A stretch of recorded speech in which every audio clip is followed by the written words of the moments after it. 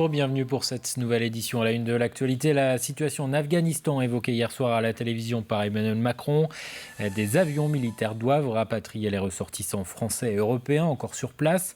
Des visas doivent également être accordés aux Afghans qui ont aidé la France ou qui sont menacés parce qu'ils sont militants, journalistes ou artistes. Emmanuel Macron a également indiqué vouloir anticiper des flux migratoires importants.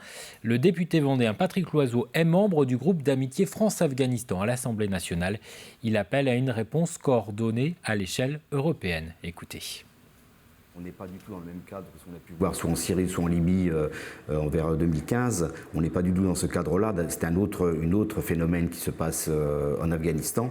Ceci dit, la réaction doit être européenne, mondiale évidemment par l'ONU, dont la France fait partie du Conseil de sécurité. Du Conseil permanent les membres permanents du Conseil de sécurité, mais la réaction doit être européenne concernant l'immigration. Et l'objectif serait, puisque la France va avoir la présidence de l'Union européenne dans quelques semaines, à partir du 1er janvier, comme vous le savez, ce serait de mettre en place certainement un droit d'asile européen. Je pense que c'est le moment pour le faire. Des propos recueillis par Albin Mouton. L'actualité, c'est aussi cet appel des Petits Frères des Pauvres. L'association agit tout au long de l'année pour rompre l'isolement des personnes âgées. Dans la région, 17% des plus de 60 ans peuvent passer des journées entières sans parler de la famille, des amis ou des voisins. Un sentiment de solitude qui peut s'aggraver pendant l'été avec les départs en vacances ou la fermeture annuelle des commerces. Les Petits Frères des Pauvres appellent donc chacun à ne pas oublier les personnes âgées de son entourage. L'été, c'est une période difficile à vivre pour des personnes qui sont seules. Elles ressentent peut-être encore plus que le reste de l'année. Ne jamais perdre de vue qu'on est là parce qu'ils ont été là avant. Ils ont rempli leur rôle de parents. Il faut savoir de temps en temps renvoyer cet ascenseur sociétal et leur montrer qu'on pense à eux. Prendre un peu de temps pour aller les voir, pour les contacter, c'est le plus beau cadeau qu'on puisse leur faire. Un témoignage à présent, celui d'Aurélie Maire. Cette Vendéenne consacre désormais une partie de sa vie à l'écriture, une envie qui a ressurgi après l'annonce du diagnostic de sa sclérose en plaques.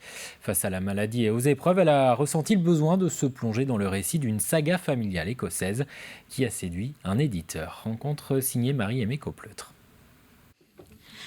À 45 ans, Aurélie a déjà vécu beaucoup d'épreuves. Cancer de la thyroïde, sclérose en plaques. Elle décide alors en 2019 de prendre sa plume et de réaliser son rêve, écrire un livre. Chacun réagit différemment selon les maladies quand ça arrive. Et moi, je me suis dit, je vais faire ce que j'ai envie, c'est-à-dire l'écriture, qui a toujours été une passion. Et donc, j'ai écrit cette histoire en un an. À l'origine, c'était simplement pour moi. C'était une histoire qui m'appartenait, qui me permettait d'affronter la maladie, de l'évacuer, de la comprendre aussi. Pendant un an, Aurélie a écrit le soir, en rentrant chez elle, le week-end, mais aussi la nuit, pendant que ses 2 enfants et son mari dormaient. Pour elle, l'écriture a été une thérapie. Le fait d'écrire une histoire complètement imaginaire en Écosse au XVIIe siècle, c'est quelque chose qui m'intéressait beaucoup plus que d'écrire sur moi. Les choses autobiographiques, les livres sur les maladies, la sclérose en plaques, il y en a beaucoup. Moi, personnellement, je ne lis pas parce que ça me fait toujours plus peur qu'autre chose. C'est comme regarder sur Internet les diagnostics, les choses comme ça. C'est pas spécialement mieux pour se rassurer. Donc, je ne le fais pas et je trouvais pas nécessaire d'écrire sur moi. En 2020, 2 ans après le début de l'écriture de son roman, son mari Richard décède d'un cancer de l'œsophage. Aujourd'hui, avec le livre édité dans les mains, c'est aussi un hommage pour son mari qui l'a soutenu tout au long de l'écriture. Après, c'est aussi une petite revanche contre les maladies aussi, parce que il m'a épaulée. Il l'a pas lu parce qu'il n'y avait pas d'image, parce qu'il n'aimait même pas trop lire. Mais il était avec moi, quoi. Il m'a toujours soutenue pour le faire, et c'est vrai que c'est un projet aussi pour nous deux, quoi. C'est quelque chose qui lui rend hommage un petit peu, et de me dire il était avec moi pendant ce projet-là, et ça y est, c'est fait. Aurélie ne compte pas s'arrêter là. Elle a plusieurs manuscrits en cours d'écriture et de retours positifs de sa maison d'édition. Elle compte publier de nouveaux livres et continuer ses projets qui lui apportent de l'espoir et lui permettent d'avancer. Enfin, pour terminer, reportage à Sallertaine. La commune est labellisée Ville et Métiers d'Art. Une cinquantaine d'artisans y ont installé leur atelier de poterie, d'ébénisterie ou encore de maroquinerie. Ces professionnels accueillent tout au long de l'année les visiteurs et certains vont plus loin en proposant des cours pour découvrir plus précisément leur savoir-faire et s'initier à leur technique. C'est un reportage de Cyril Guillet. Alors, ce qu'on va faire, on va prendre le plat. Et dessus, on va dessiner l'emplacement. Ah oui, là où on va venir. Depuis 2 ans, Caroline apprend la technique du cartonnage aux côtés de Cécile Saint-Soyer. Aujourd'hui, elle s'affaire à la réalisation d'un album, un projet qu'elle avait en tête depuis quelque temps déjà. J'adore faire ça et donc je me dis que c'est dommage d'acheter quelque chose de tout fait dans le commerce alors que je pourrais le faire moi et il y a la satisfaction de se dire c'est moi qui l'ai fait, c'était mon idée et voilà. Et du coup Céline elle m'aide à réaliser mes idées. Alors tu mets la colle sur le carton. Oui, Là, puis après tu arases autour. Ouais.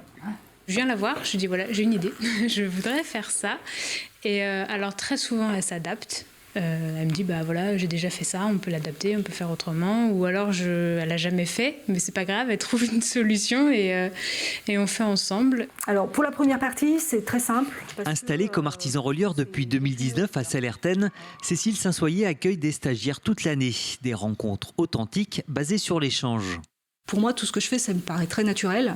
Mais c'est quand je donne des cours, je me dis, maintenant, en fait, ce sont des choses que tout le monde ne sait pas faire et je trouve ça intéressant de les transmettre. Dans un livre, on peut comprendre le processus, il est expliqué, et c'est aussi important d'expliquer le processus, mais le faire et le faire faire et le voir faire, c'est vraiment primordial. Hiver comme été, 7 stages et ateliers sont proposés. Le grand public peut ainsi s'essayer à la poterie, l'émail sur cuivre, la tapisserie d'ameublement ou bien encore la broderie d'art. Je prépare un cours, c'est pour une élève qui vient pour la 4e année, parce que j'ai des élèves en fait qui n'habitent pas du tout dans le coin, mais qui ont des maisons, des appartements sur la côte et qui viennent l'été. Et donc Sylvie m'a demandé cette année, elle voulait un cours un peu coloré et puis elle adore les tortues. Donc je lui fais une petite tortue. C'est l'idée que les gens essayent, c'est-à-dire qu'ils aient nos outils en main, qu'ils touchent nos matériaux, qu'ils apprennent à les poser. C'est d'être un peu dans la peau d'un artisan. Ces stages de découverte ou de perfectionnement sont l'occasion de repartir avec un souvenir unique et qui sait peut-être faire naître des vocations. C'est la fin de cette édition. Merci de votre attention. Très bon après-midi sur TV Vendée.